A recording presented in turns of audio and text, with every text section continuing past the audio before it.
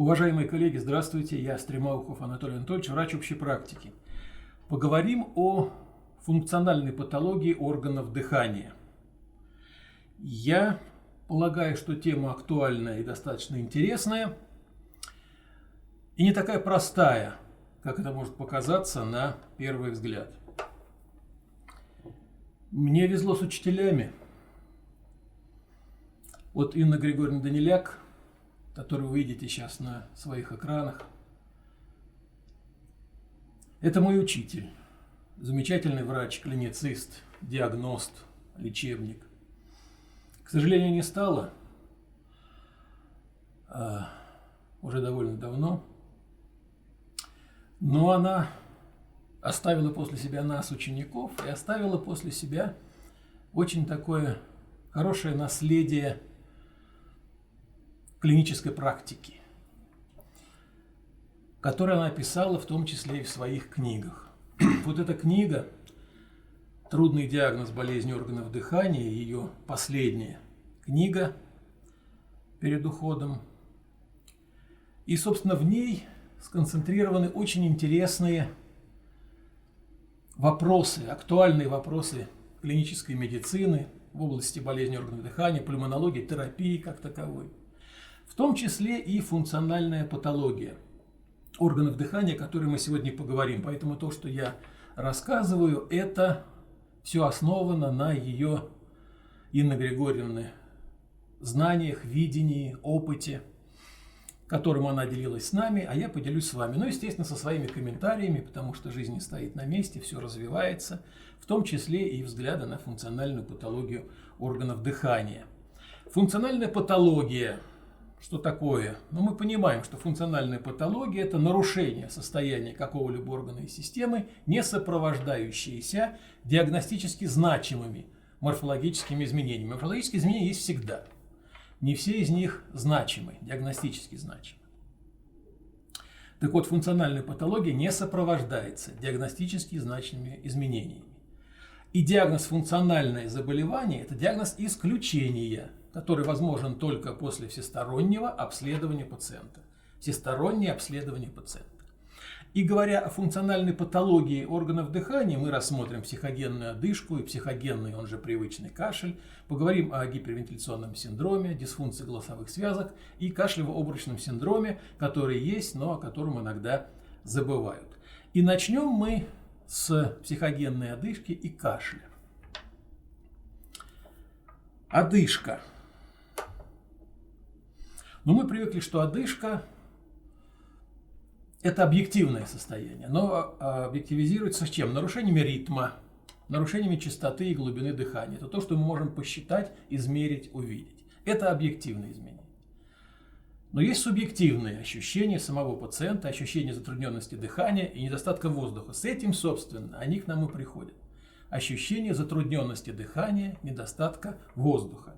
И мы, работая с этим пациентом с одышкой, понимаем, что одышка может быть сердечная, и мы ее видим в нашей практике. Одышка может быть легочного генеза, и мы тоже видим ее в нашей практике. Но иногда встречаются такие состояния, когда мы не можем объяснить, а что это за одышка. Вот необъяснимая одышка, и мы начинаем обследовать пациента, углубленно работать с ним. И мы должны понимать, что необъяснимая одышка – это как бы задание нам не останавливаться в своем диагностическом поиске. Если обследование не выявило причину одышки или дало противоречивые результаты, его следует продолжить. Мы не останавливаемся и продолжаем. Если убедительных данных в пользу сердечной или легочной одышки найти так и не удалось, следует исключить психические заболевания. Вот мы постепенно переходим к теме нашего сегодняшнего разговора. И мы знаем, что невроз тревоги, паническое расстройство, невроз навязчивых состояний, гипервентиляционный синдром могут проявляться выраженной одышкой. И тут мы вплотную подходим к такому понятию, как психогенная, она же нейрогенная одышка. Оба этих термина встречаются, иногда подменяют друг друга, мы их не боимся и используем, так сказать, как равнозначные, коль скоро говорим об этом состоянии, патологическом состоянии у наших пациентов. Так вот, встречается эта одышка более чем в 80% случаев при вегетативных нарушениях. Это самый частый ведущий симптом панических атак. А если она прогрессирует, то появляется гипервентиляция, которая изменяет привычную вот эту картину одышки, добавляя свое в эту клиническую картину. Но эта одышка зачастую заставляет врача подозревать у пациента органическую патологию, либо органов дыхания, либо сердечно-сосудистой системы. Врач идет на поводу у того, что чаще бывает в его практике. Отсюда может быть ошибочный диагноз, а ошибочный диагноз всегда приводит к неправильному лечению.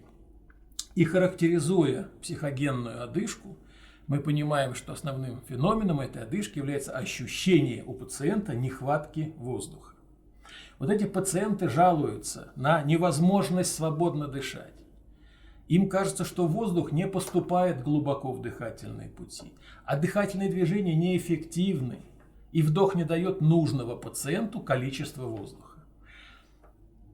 Если что-то идет не так с точки зрения пациента, внимание пациента фиксируется на дыхательном акте и сопровождается страхом, тревогой и двигательным беспокойством по этому поводу. А сам дыхательный акт из бессознательного, то есть автоматического, превращается в сознательный, нередко тягостный при этом. А если он сознательный и тягостный, то дыхание становится неритмичным, с неодинаковыми паузами, с постоянной вариацией интенсивности и глубины, с периодически возникающим глубоким вдохом и последующим удлиненным выдохом, напоминающим зевоту, характерный признак зевоты. Иногда вдох или выдох сопровождаются некими звуками, какими похожими на вздох, оханье или глухой стон. Пациент старается сделать глубокий вдох, но чувствует, что страдает от недостатка воздуха. Для преодоления этого мучительного чувства нехватки воздуха он пытается вдохнуть изо всех сил. Иногда делает вот эти отчаянные усилия вдоха во время зевания.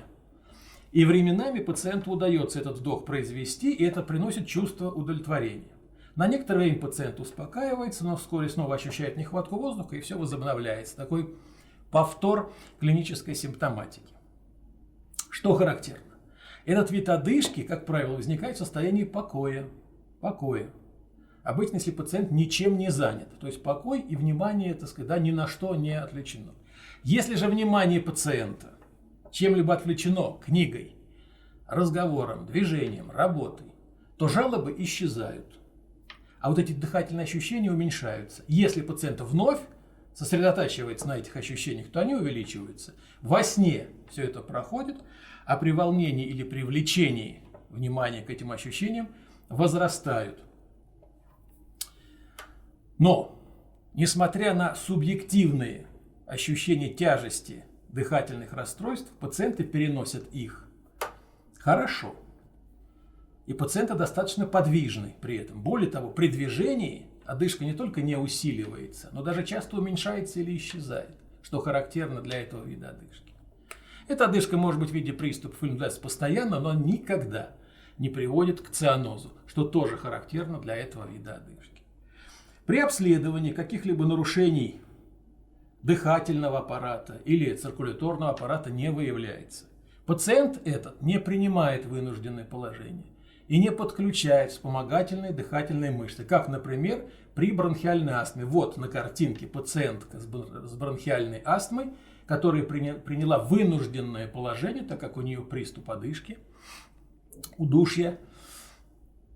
Она сидит, чуть наклонившись вперед, руки опираются на бедра, фиксируется плечевой пояс, подключаются вспомогательные дыхательные мышцы. Вот при психогенной одышке такого никогда не бывает. Но все-таки психогенную одышку нужно дифференцировать от одышки органической природы. Есть очень характерные, конечно, это диагноз исключения, но есть характерные признаки, которые сразу позволяют как бы заподозрить этот вариант одышки. Психогенная, она же нейрогенная одышка не сопровождается объективными симптомами тахикардии, а вот наоборот часто соответствует глобус истерикус, который наблюдается у пациента. Обычно проявляется в период покоя и исчезает, когда больной начинает двигаться или чем-либо заниматься. А вот при сердечной одышке ровно наоборот. Сердечная одышка не терпит двигательной активности, она усугубляется при этом. Психогенная одышка обычно сочетается с другими подобными жалобами нейрогенными, там колющие боли в области сердца, какие-то желудочные жалобы и прочее. При психогенной нейрогенной одышке пациент, вот это очень такой вот диагностический способ, пациент может по просьбе врача задерживать дыхание на 30 секунд и более. Просите его, задержите дыхание и читайте сколько сможет. При сердечной одышке длительная задержка дыхания невозможна. Дифференциально-диагностический признак. Еще один способ. Пациента можно попросить медленно считать вслух, долго и медленно. И при психогенных вариантах он легко это сделает. При истинной одышке пациент не сможет считать больше, чем 15-16, до 20. Медленно и долго. Не сможет долго считать. А при сильной одышке и того меньше. Тоже очень простой, прямо здесь же на врачебном приеме, способ вот такой дифференциации психогенной от истинной. Если нейрогенная одышка имеет большую частоту и долго держится, она может привести к гипервентиляции и алкалозу, и развитию тетании. Мы позже в наших следующих беседах этого коснемся. При сердечной легочной одышке приступов титанических судорог не бывает никогда, потому что там другой генез. Так что вот есть несколько таких ярких признаков и понятных способов дифференциации психогенной нейрогенной одышки от одышки органической природы. И этими способами нужно активно пользоваться прямо на вашем амбулаторном приеме. Следующим видом подобного рода нарушений является кашель. Кашель часто встречается в нашей с вами практике, и мы привыкли к тому, что он грудной, а грудной либо респираторный, что чаще всего, да, кашель, связанный с заболеваниями дыхательной системы, или кардиальный, связанный с заболеваниями сердечно-сосудистой системы, сердца. Но также бывает негрудной кашель, который бывает разного генеза. Вот, допустим, менингиальный, когда задействован центр, кашлевой центр в головном мозге. Фарингеальный, негрудной, фарингеальный, глотка, когда воспалительный процесс в глотке вызывает кашель. Ушной кашель. Из-за процессов патологических в ухе происходит раздражение веточек блуждающего нерва, которые вызывают вот этот кашель. Абдоминальный кашель. Опять-таки, при некоторых заболеваниях раздражение веточек блуждающего нерва или диафрагмального нерва вызывает такой вот негрудной кашель. Ну и, наконец, если кашель не укладывается в генез из мной перечисленных, то это кашель психогенный, о котором мы сегодня с вами говорим, психогенный кашель.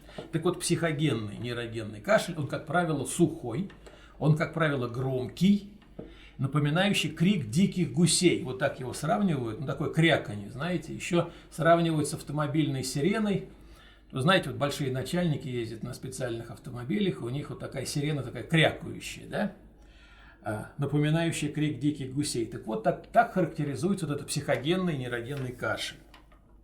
Развивается он обычно на фоне хронического переутомления, стрессов на работе и дома, сильного волнения перед ответственным мероприятием или встречей, и иных ситуациях, имеющих выраженную эмоциональную окраску. Иногда такого рода кашель может быть не столь, сухой, громкий, крякающий, но все-таки вот такой сухой кашель мы можем видеть у людей смущающихся. Кашель, прикрывающий смущение, неуверенность. Иногда покашливание прикрывает урчание в животе, чтобы скрыть. Некоторые пациенты вот так пытаются скрыть какие-то другие звуки за покашливанием. Такой вот кашель эмоционального генеза.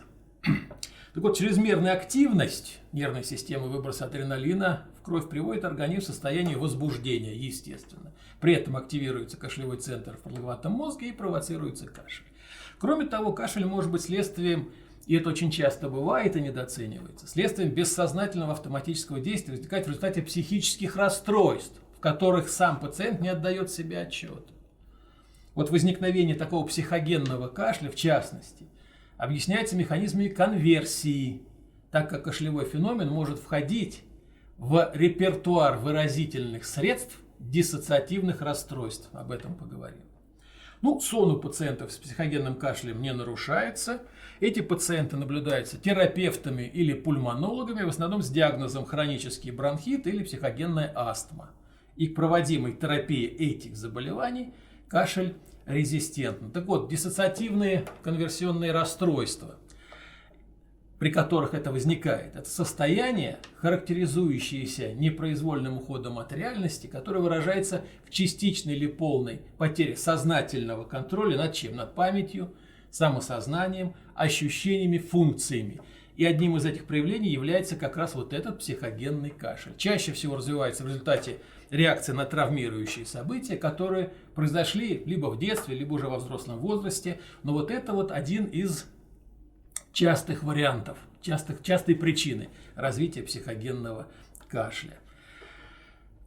Сложно диагностировать его, да, сложность диагностики психогенного кашля связана с необходимостью выявления психического расстройства.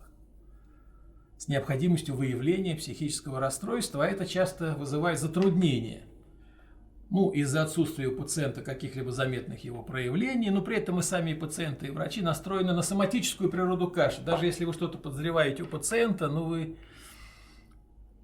говорите, а давайте-ка проконсультируемся у терапевта, у психиатра, извините, у психиатра. Пациент говорит, ну что ж, я там псих, что ли? Нет, конечно. Поэтому мы так, вот, знаете, маскируем необходимость консультации у психиатра словосочетаниями психоневролог, да, у невролога, у психоневролога, так что пациенту было поспокойнее, потому что не все идут на такой контакт. Но пациент нуждается в консультации психиатра, и хорошо бы, чтобы психиатр на основе тщательного клинического анализа и данных анамнеза выявлял скрытые признаки, чаще всего вот этих самых, о которых мы говорили, конверсионных нарушений. А диагноз в этом случае подтверждается эффективностью назначенной этими специалистами, психиатрами терапии. Сейчас я освежу в вашей памяти один эксперимент, который был проведен довольно давно, но он очень яркий, а потом скажу, почему я к этому эксперименту, так сказать, да, обратился. Вот был такой эксперимент Дэвида Розенхана в 1973 году, такой тайный эксперимент, психолог Розенхан. Так вот, 8 человек, включая самого Розенхана, обратились в различные психиатрические больницы с жалобами на некие галлюцинации, слуховые в основном, которых на самом деле не было. Это были просто вот пациенты, не то что пациенты, люди, участвующие в эксперименте. Они симулировали эти жалобы. Все эти пациенты, псевдопациенты, были приняты врачами-психиатрами, были осмотрены, расспрошены, обследованы и госпитализированы с различными диагнозами от маниакально-депрессивного психоза до шизофрении. И всем было назначено лечение вот этого заболевания, с которым госпитализированы. Во время пребывания в стационаре все участники эксперимента вновь стали вести себя адекватно. Непринужденно стали вести себя, уверять врачей, что все нормально, с ними все в порядке, ничего они не слышат, никаких голосов, они абсолютно здоровы. Но персонал больниц не верил этим пациентам, они же госпитализированы уже, и настаивал на том, что они продолжали принимать лекарственные препараты. Самостоятельно выбраться из психиатрических лечебниц псевдопациентам не удалось. Естественно, они до того, как быть госпитализированными или участвовать в этом эксперименте, заручились там поддержкой вне стен стационара, поддержкой адвокатов там и так далее, которые были в курсе того, что, собственно, происходит, и могли хоть отчасти контролировать ситуацию, чтобы пациенты могли потом из психиатрических клиник выписаться. Но всех этих пациентов, псевдопациентов, всем был поставлен вот диагноз, о которых я говорил. Эти диагнозы были записаны в их медицинские карты, и, собственно, с ними, да, сказать, стали частью их анамнеза. Когда результаты были обнародованы, эти результаты вызвали очень бурную реакцию общественности и резкое снижение доверия ко всем достижениям психиатрии. Тогда одна из крупных известных больниц убедили Розенхана повторить эксперимент в их стенах. И руководитель эксперимента Дэвид Розенхан договорился с персоналом больницы о том, что в течение 3 месяцев психиатрическую больницу попытаются попасть один или несколько псевдопациентов. То есть персонал больниц должен был оценивать каждого следующего пациента с точки зрения того, что он может быть симулянтом. И вот среди 193 пациентов этой больницы выявили 43 симулянта. И еще столько же в этом заподозрили. А в действительности Розенхан не отправил в эту больницу ни одного псевдопациента.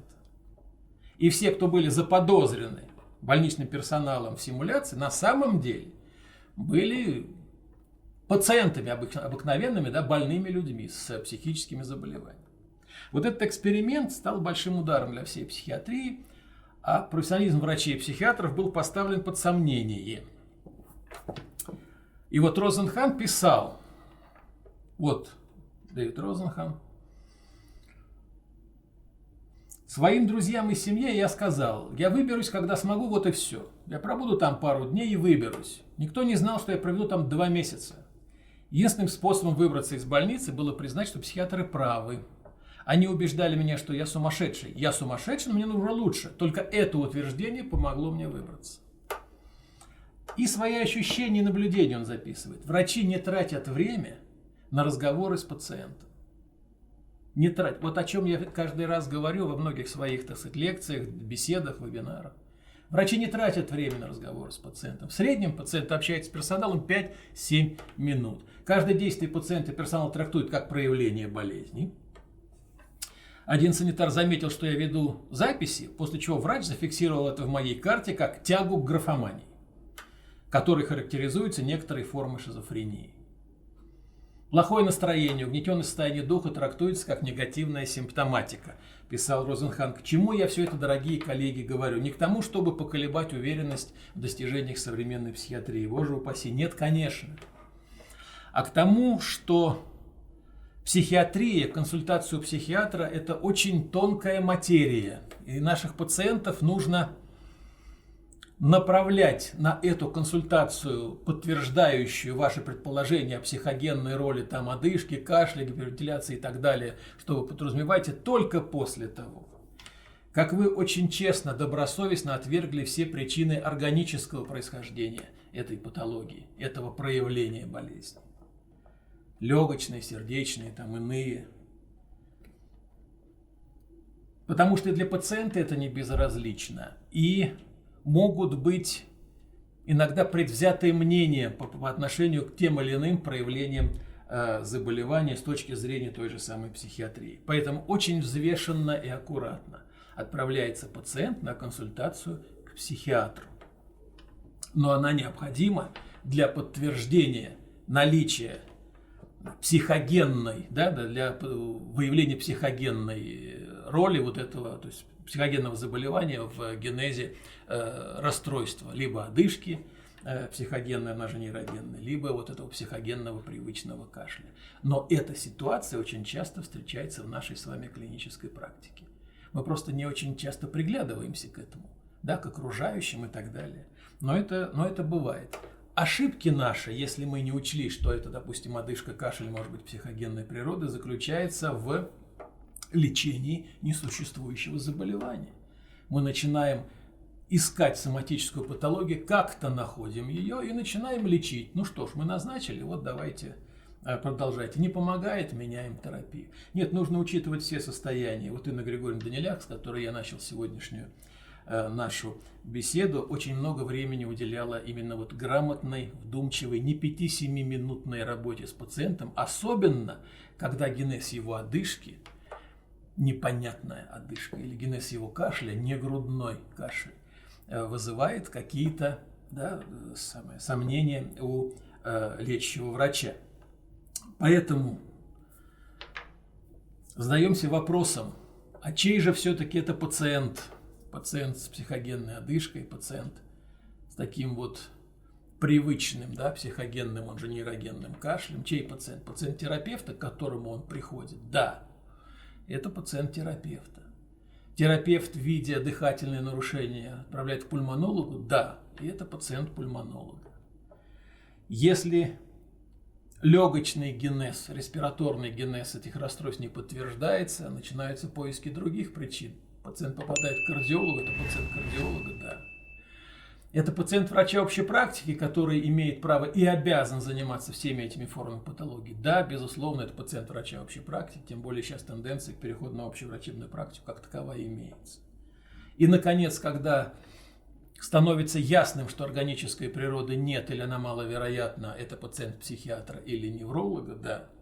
Таким образом, этот пациент, он попадает ко многим специалистам, причем в разной, так сказать, степени их участия, но тем не менее у них.